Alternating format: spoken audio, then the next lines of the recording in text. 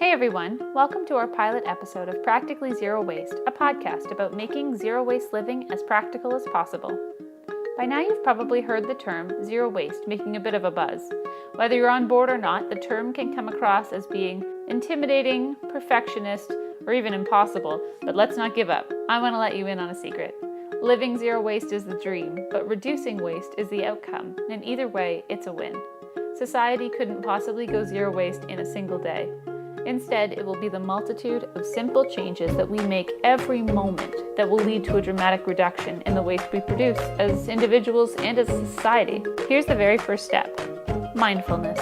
Yep, mindfulness. Sounds like we're starting small, and maybe for some of us it will feel like a small change, but mindfulness is going to trickle into every aspect of our lives until one day you'll be ready to start living a brand new lifestyle. The rest of our podcast today will be about the importance of switching up the way we think about our trash and what we can do to start looking at the world in a new light. I have with me today my husband, who's on this journey right here with us. Hello, I'm also here. Hi, husband. Hello, wife. So we're talking about the first step for being zero waste today. Oh. As you may have heard in that introduction. Yes, that's what you were talking about. So, what are our next steps, darling? Well, the next step, as I said, was mindfulness, and that is going to be what we talk about today. So why do you think that mindfulness is super important, or an awareness of the world around us and the waste we produce in order to stop producing tons of waste? Well, I feel like it is the first thing that's going to happen. You're not going to make all these changes without realizing where you can make changes and what changes need to be made. Yeah. Yeah, off the start, you'll be like, yeah, I use plastic forks at work every day. That's probably not necessary. I can just bring one from home and just wash it, and that'll be fine. And that's kind of the mindfulness of that'll lead you to take your first little baby steps. Yeah, exactly. It's like this awareness that will grow over time as you become more and more aware of what things that you're doing in your life like create waste. But if you don't have that to begin with, you're going nowhere. Like you're not deciding to make these choices without any knowledge behind them, and so you have to have that knowledge first, or that desire to change, and so that is where mindfulness comes in. Where did your mindfulness begin? I don't know. Where do you first become aware that the amount of trash that you're producing is significant and that it doesn't just disappear as soon as it leaves your sight? It goes somewhere and it's building up, and everyone in the world is sending their trash away and it's building up.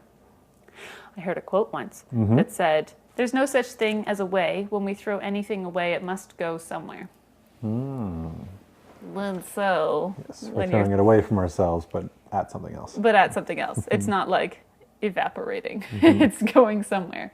So I think that maybe that was the start. Even though I only heard that quote recently, I think I had that in the back of my mind for a little while. And it's just reminding us that it's building up somewhere. And if we can reduce that, then we won't have as big a landfill problem. So kind of for you, just, I don't know, in the last couple of years is when you've really started to kind of go hardcore. Yeah. Yeah. Was there a change there, or what were your first steps? Well, I think I just was trying to be eco-friendly, and I was always labeled in my family as being the eco-friendly one. But then I heard of Zero Waste Home, that book by Bea Johnson, and she was kind of coining the phrase, or championing the phrase zero waste, which I think was kind of just the little bit of a spark that I needed to set all my good intentions into a fiery passion for saving the earth. Yeah. So I guess it started with growing up, always wanting to make a difference in some way. And I also grew up in the country, so I recognized the beauty of nature and how wonderful it can be, and to see it kind of get destroyed by a bunch of Tim Hortons cups on the side of the road and somebody's bag of McDonald's trash, always was upsetting. So it's good to be able to make a difference by just reducing my own waste. And you're supposed to start changing the world by starting to change yourself. And so gotta start somewhere. Right.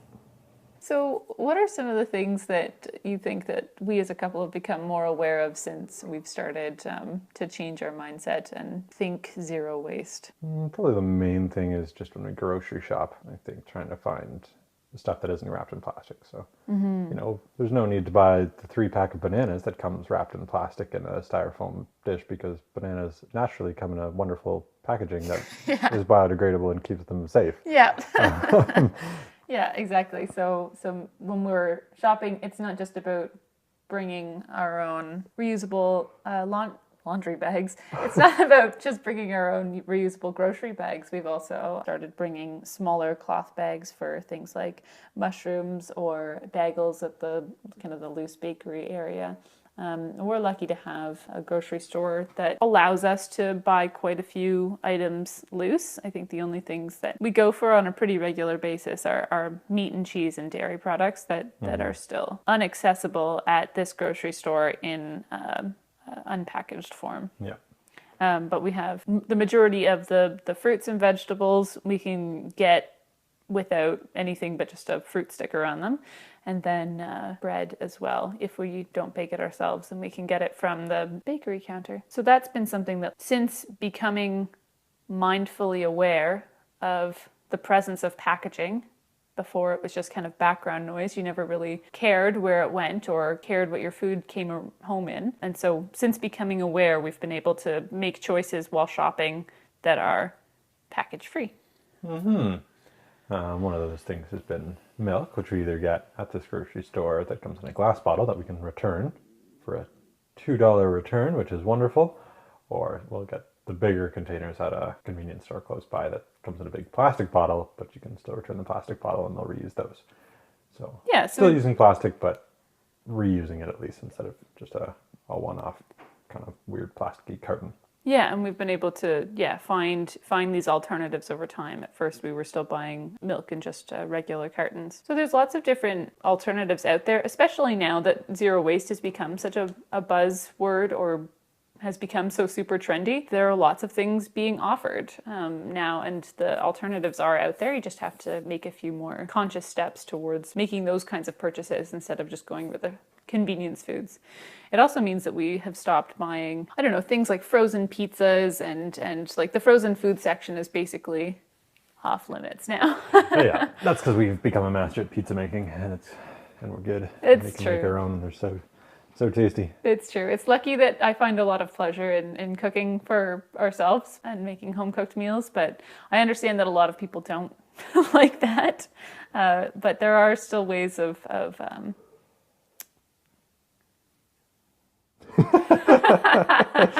There's still ways of ending sentences. There's still ways to live zero waste, and you don't have to make every single meal at home, is what I was going to say, but I don't know if that's entirely true. I think other things that we've become aware of since living with a reduced waste mindset is that being ready for your day before you leave the house is super important. If you think that there's even a remote possibility that you're going to want to go out for coffee and take it to go, bring your travel mug. If you think you're going to need water and you're going to be away from a spot where you can just get it in a cup, then bring your reusable water bottle and refill instead of getting a plastic water bottle. When you leave for your grocery trip, bring your reusable bags. If you're going to work and you are able to pack a lunch, pack it in containers and bring a reusable fork. The list goes on. It's just that mindfulness and that preparedness that you start your day with each day. Mm-hmm. Mm-hmm. What have you found difficult to be mindful of that you kind of always forget to know, darn it? I don't know what I always forget now. I think at the beginning it was very frustrating arriving at the grocery store and not having grocery bags. And so while we still do produce garbage and use the grocery bags for our garbage bags, I think I read it in the Zero Waste Home by Bea Johnson that if you arrive at the grocery store without your reusable bags, you must not buy more than you can carry loose in your hands. And so I tried that a couple of times, and it was very awkward on the bus home, carrying my handful of onions and my bottle of milk and whatever else I was getting that day. Just to restock. And it's embarrassing too to drop your onion and have it roll down the bus. And so it was a good lesson to learn to be able to try and be more prepared. I'm trying to think what else has happened. I know what was difficult. Ask me. Oh, Will, what was Will, what did you find challenging when you weren't prepared for the day?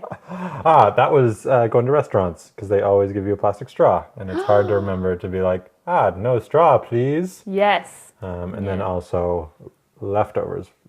Luckily, usually when we've gone out, we've had like some extra containers in the car from lunches that we can somewhat clean out and bring our food home in if there's stuff left over. But sometimes there hasn't. So that has been a challenging thing. Yeah. I find too there are materials like in some cities you can recycle styrofoam takeout containers. City of Toronto, you can recycle your styrofoam. City of Peterborough, you can't. A lot of takeout containers have black plastic. You can't recycle black plastic because one, it has too many additives, and two, it has it's not reflective enough for the sensors that are reading for the little recyclable symbol to read it. There's a lot of merit in bringing your own containers, if you can remember. And so that was another thing that we've got better at, for sure. But it's more challenging. Mm-hmm. Some people with the straw thing will bring their own straw and just like keep it in their purse or whatever men use. And so then every time you go out, then you can just have it sitting on the table. Just be like, oh, this is my fancy metal straw. Please do not give me a plastic one because that's just going in the trash. Mm-hmm. But yes, it was always annoying when you'd be like, oh, I forgot to say no straw, and shows up with like 3 in there in your pop. And I generally don't even use a straw, even if it's there. Just a very unnecessary piece of plastic that everybody gives you. Yeah.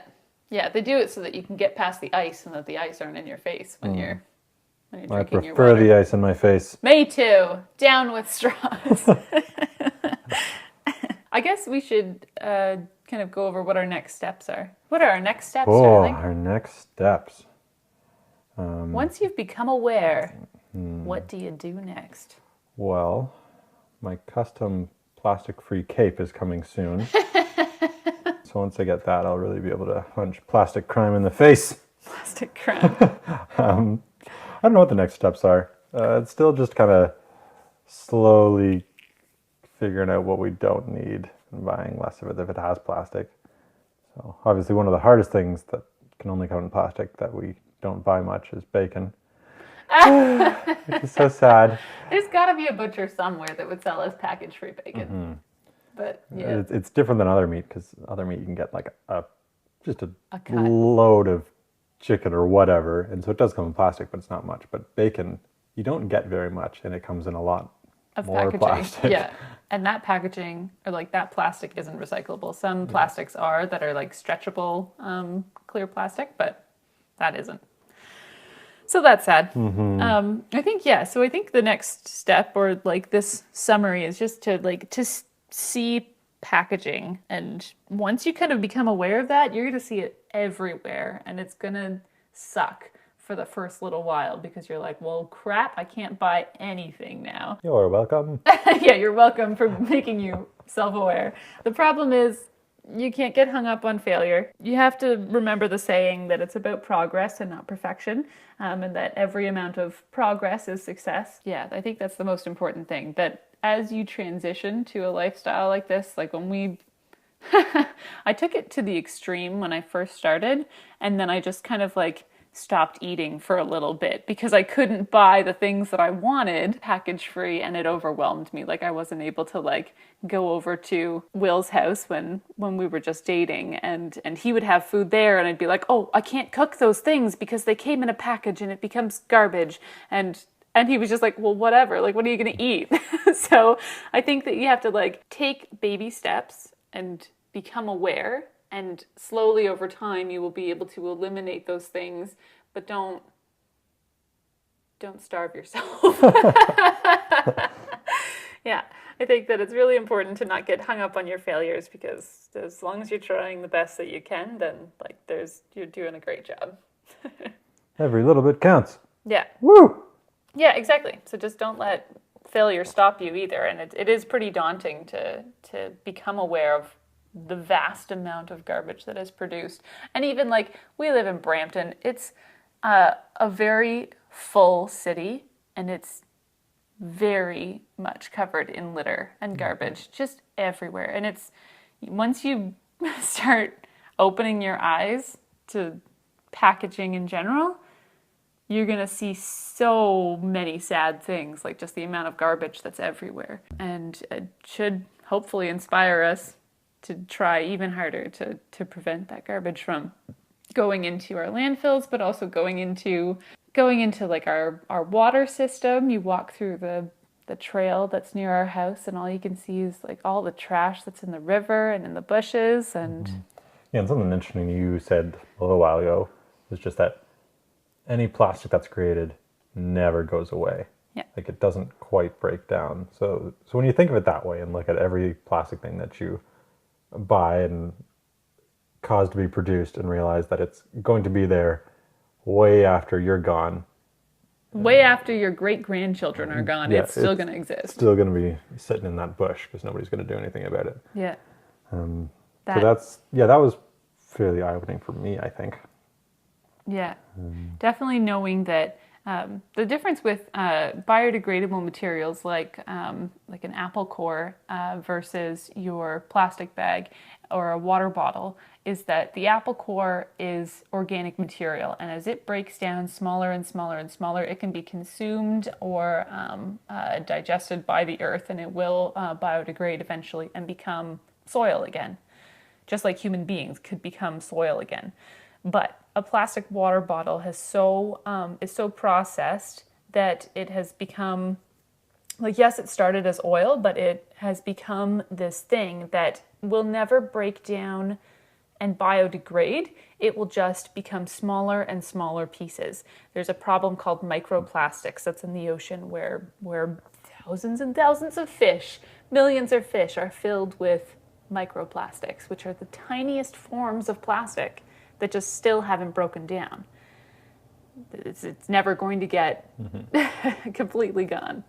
So I think that knowing when I enjoy my bacon and then I throw the packaging in my plastic bag of garbage, which is going in a larger plastic bag, which is then going into a landfill that is piles and piles of plastic bags, that's not going to get any smaller ever. And that, like, awareness, that mindfulness that we're talking about is the thing that's going to hopefully strike a chord with a lot of people to hopefully avoid producing that garbage in the first place. Yeah. And this is the only planet we have. There's no alternative. Backup. Yeah, so don't screw it up. You specifically. Me? Yeah. The company that I work for has just recently decided to get rid of all their disposable coffee cups, and then they're going to buy everyone in the company one reusable coffee mug that I think will be made of glass or whatever, and then everybody will have their one, and that's it. So you have to wash your one, and if you lose your cup, then you're going to have to drink your coffee out of your hands because there's no alternative. And so that's really good because I work for a fairly large company, and I think they were saying it's about maybe $4,000 or $5,000 a year just goes to coffee cups for the company, which is ridiculous because people double stack their cup because the coffee's hot, so they don't want to burn their hand, and then they'll have that for the morning, and then once they finish that, they'll throw it out and get another one, and that's another 2 cups. So that adds up when you have, I don't know, however many hundreds of people working in a company. So so if your company can do that and you can bring that to their attention, that not only is it going to help save the environment, but it will save your company money, which generally usually is a selling feature for a lot of people. They're going to be like, ooh, it's a cheaper way to live. Yeah, if you want to get your company to be on board for something like this, just tell them they'll save money. Yeah. And they'll probably do it. Yeah, as another thought that's on board with that zero waste is often looked at as an expensive lifestyle. There are going to be expenses that you weren't expecting, but in most cases, you are saving money because you are not buying products that have tons of packaging. and the packaging is part of the cost of your product. If you're buying something that's just from a bulk store or just from unpackaged goods, then you're not paying for that extra feature. Like, you're not paying for a whole pizza that is wrapped in plastic and then has a nice looking box and it's in the frozen food section. You're instead paying for like all of your raw ingredients, like your flour, which is going to go really far, and you're going to have all of your toppings and everything. In the end, a home cooked meal would be cheaper. So it's a fine balance. You have to look at all the different sides of zero waste before you kind of throw it all away. I think that a lot of people do get intimidated by the kind of perfectionist goal of zero waste, and so it's just important to give it a right good try. And speaking of your phrase there, throw it all away, when you start doing this, you don't have to throw it all away. If you have plastic containers that you use for lunch, you don't have to get rid of them to buy a glass container.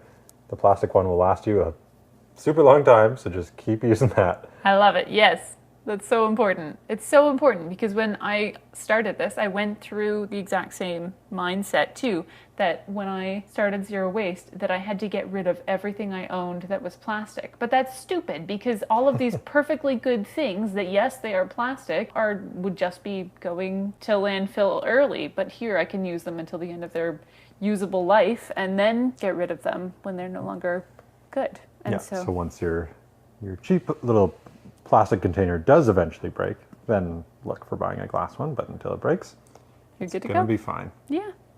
So lots of good thoughts for our first podcast.